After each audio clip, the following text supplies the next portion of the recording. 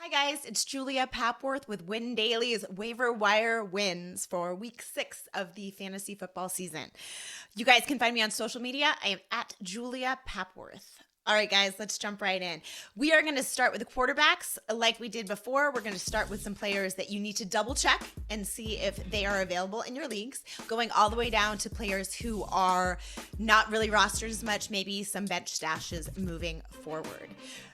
Some of you guys may have lost a quarterback this week. Anthony Richardson is out with an AC sprain, I believe, at the time of this recording. I think he is looking for a second opinion as well. It's looking right now that he's going to miss a few weeks. I think that's decided no matter what. So if you are looking to replace Anthony Richardson, there's a couple options for you. First option you want to see if he is available is Matt Stafford, LA Rams quarterback. He's 57% rostered in Yahoo, so he is less available. He was 21 for 37 on Sunday, 222 yards and 2 touchdowns. He's dependable. He's got Cooper Kupp back. He's got Puka Nacua, Tutu Atwell, all these names I never thought I would say as incredible wide receivers in the NFL.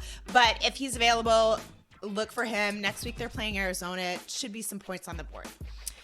Also, you can consider Sam Howell. He is 33% rostered. Thursday night was a weird game. That first half, he was not good, but he did finish the game 37 for 51, almost 400 passing yards. Yeah, he threw an interception, but he also had 19 yards rushing. His baseline is going to be okay for fantasy football. He's one of those guys that when you look at the box score, you kind of go, but he's still going to do okay for you in fantasy. Take a look at him. They play Atlanta next week. Finally, you could go right for the backup in Indianapolis. You could go for Gardner Minshew. He is 1% rostered. And in relief of Richardson, he came in, went 11 for 14, 155 yards. Look, Minshew is one of the best backup quarterbacks, I think, in the NFL. He knows what he's doing. He's been there. He has talent. You've seen the wide receivers in Indianapolis have success when Minshew is under center, which he was in week 3 when Richardson was injured as well. They play Jacksonville next week. One other person that you should be kind of keeping an eye on, Kyler Murray. Kyler Murray is 35% rostered in Yahoo. He's still recovering from a torn ACL, and he's on the PUP list, but he is eligible to return anytime. The coach in Arizona said they were going to take their time with Kyler, and I think they can. The offense is much better than people thought it was going to be. Josh Dobbs is not bad, and it seems like the culture has been shifting in Arizona, and Kyler looks like he's bought into it as well.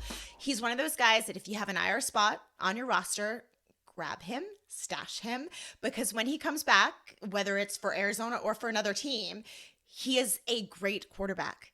We've forgotten how good Kyler Murray is, seriously. Double check and see if Zach Moss is rostered in your leagues. He may have been dropped with the Jonathan Taylor news and Taylor coming back to the Colts, but as we saw on Sunday, they are going to be easing Taylor back in, and Zach Moss was still really good. He had 23 carries, 165 yards, 2 touchdowns. Raise your hand if he was on your bench. That was me. So that was fun. But it looks like they might be transitioning to a 1-2 punch. It might not be Jonathan Taylor's backfield 100% anymore. I think that Moss has been just too good to bench him completely, and he will still continue to have a really great injury upside if Taylor goes down for whatever reason or misses a game or whatever. So just double check, see if he's still on there. He's probably not there, but worth a check. McLaughlin, Denver Broncos running back. He's 59% rostered, so he's another person that people ran to the waiver wire to grab. He had 9 carries for 68 yards, 3 for 4 receiving with 21 yards through the air and a touchdown. He's been averaging 7.6 yards per carry. Javonte probably will be back next week, but I think it's really hard to put McLaughlin back on the bench. He is clearly the most explosive running back over there. Sean Payton has been preaching his talent all through the preseason. So I think he's going to continue to get some work. He's definitely worth a start, definitely worth a pickup. They play Kansas City next week.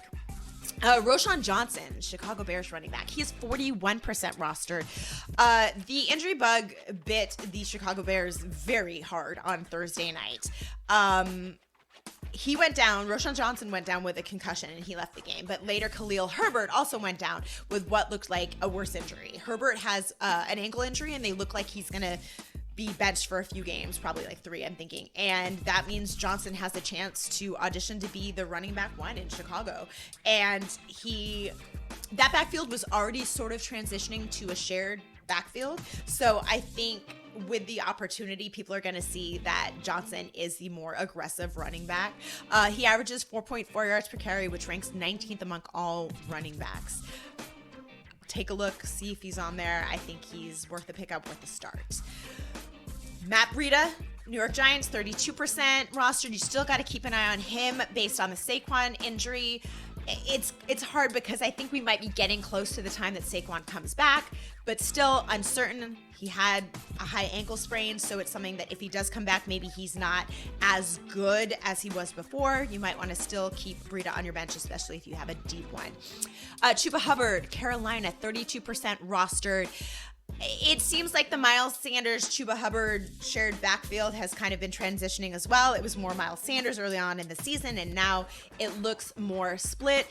Hubbard just looks faster, more aggressive. He's been gaining a first down or a touchdown on 37% of his carries compared to Miles Sanders, 14.8% of his carries.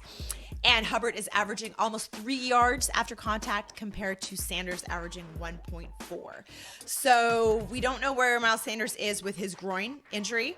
And he just still doesn't seem quite right. I know Carolina is not a great offense to invest in, but if you are in need of a running back, which a lot of fantasy managers are, Chuba Hubbard is an option. Over to Baltimore, Justice Hill. Take a look at him, 28% rostered. He didn't have an amazing day on Sunday, but he did score a touchdown.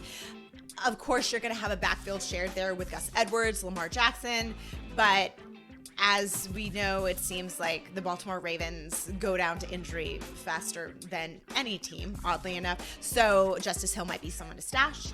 Tyjae Spears, Tennessee Titans running back. He is slowly starting to break through. He's a rookie, 26% rostered in Yahoo.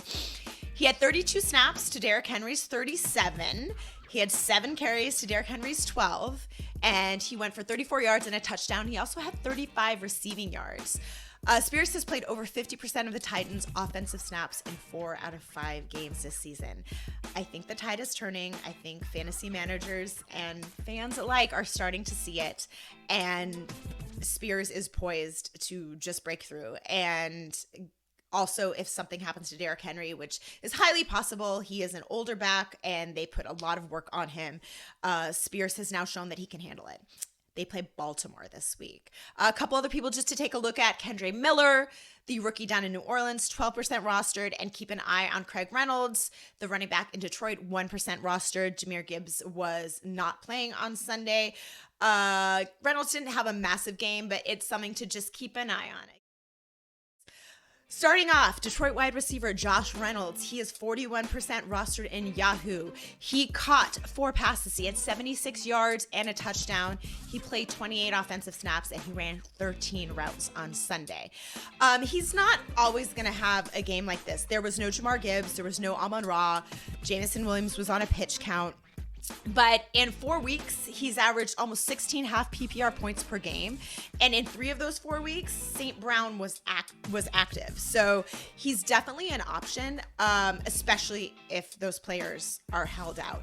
41% rostered. Some people will have him on their team already. Detroit's got a great offense. They're passing. He's somebody that you should look out for. Zay Jones, Jacksonville Jaguars wide receiver, 30% rostered in Yahoo leagues. He played 38 snaps, ran 24 routes, and he had 4 targets. He had 23 yards receiving, and he did have a touchdown. Zay Jones looks to be Trevor Lawrence's kind of security blanket. You're just looking for 5 to 7 targets a game. Calvin Ridley had a concussion. He did come back to the game on Sunday, but it's something to sort of monitor. He's one of those spot starts that with bye weeks and injuries, he's someone you can slide in. Like I said, you're hoping for 5 to 7 targets a game. You're hoping he catches a touchdown. Jacksonville plays Indianapolis next week. Joshua Downs, the Indianapolis Colts wide receiver, he is only 9% rostered in Yahoo. He caught all 6 of his targets for 97 yards. And like we were talking earlier about Gardner Minshew as a possibility for pickup for quarterback, Downs has done great with both Richardson and Gardner Minshew. Like I said, in week 3, Minshew came in when Richardson missed the game, and he did great. He's done great with both quarterbacks. Minshew throws a little bit more than Richardson will. And I think Downs is somebody, he's a great rookie. He's really coming into his own. Rookies do better in the second half of the year as well. So I think Downs might just be starting on that uptick. And you kind of want to grab him, put him on your team before he has that really big game. Next up, KJ Osborne, a Minnesota wide receiver. He is also 9% rostered in Yahoo. Justin Jefferson went down at the end of the game with what they are saying is a hamstring injury. It's been very unclear. There hasn't been tons of news out yet on how severe that injury is. KJ Osborne could be somebody that could see an uptick in targets if Jefferson is out. He went 5 for 9, 49 yards on Sunday.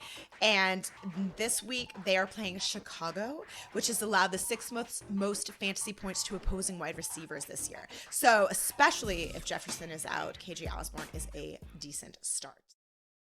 Tight end landscape is very sparse this week. The big pickup here is going to be Logan Thomas, Washington Commanders. He went 9 for 11, 77 yards, and a touchdown. He's played in 3 full games this season. He left a 4th one early for injury. In 4 games, he's averaged 11.6 half PPR points. And next week, the Commanders are playing at Atlanta, and they have allowed the 8th most points to opposing tight ends in weeks 1 through 4. Everyone's going to be running for Logan Thomas. I think he might be a tight end that you could pick up and just plug and play if you have been sort of working the waiver wire and streaming a tight end every week. So that is definitely a nice feeling to have. Okay, guys, that is it. That was waiver wire wins for Win Daily for week 6 of the fantasy season. Once again, you can find me on social media. I am at Julia Papworth. All right, guys, good luck this week.